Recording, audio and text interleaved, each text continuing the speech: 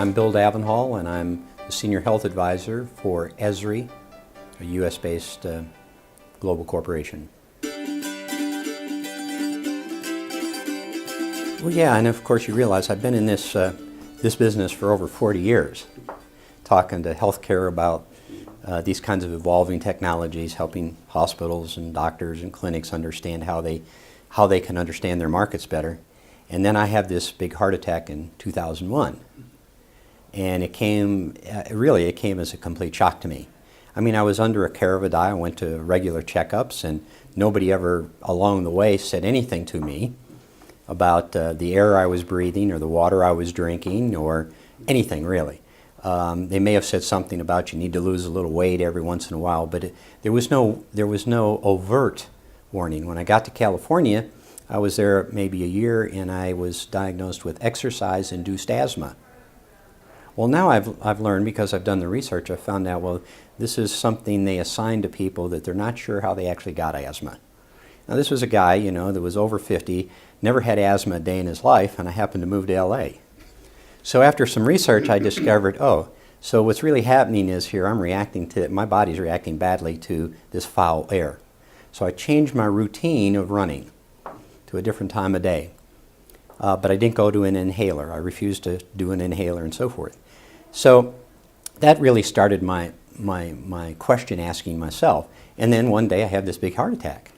And I'm saying, so, family practitioner, how come you didn't know about this, And of course now I got a bunch of new doctors called cardiologists and so forth. But none of those people ever really spent any time trying to decipher how I got arrived there.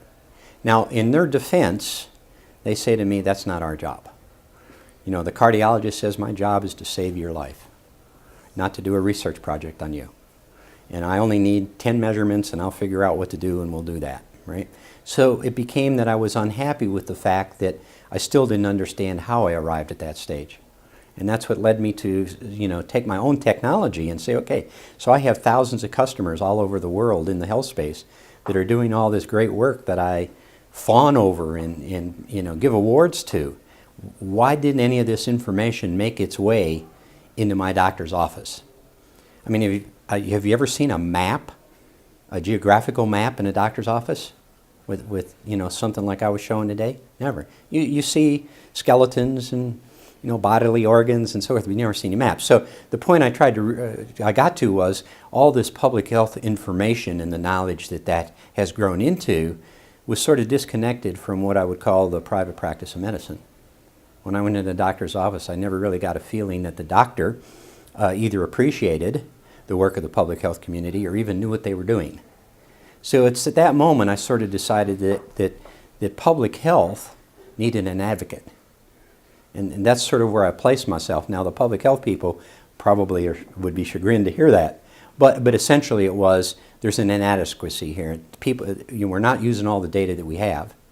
I've got doctors here that don't know what public health really is and don't use your data. So what is it we can do to help inform the physician and also be useful to the consumer? So that's really what drove this, what I would call this passionate desire to staple these two things together. And I would say still very much in my personal life, I bring most of the paperwork to my doctors. I staple it together and bring it to them. And what I'm trying to do is to help them understand that I'm just a forerunner, I'm an early adopter, and what's behind me are going to be people that walk in and they won't have paper, they'll have it all on their cell phone. And they're going to want to know why you can interact with this information in a more elaborate or an efficient kind of way. So that's really that's my message, is that there's going to be some disruption as we figure out what's to be done, but we're genuinely interested because we want to improve our situation. And I think physicians generally will come to realize that they'd rather have more information than less.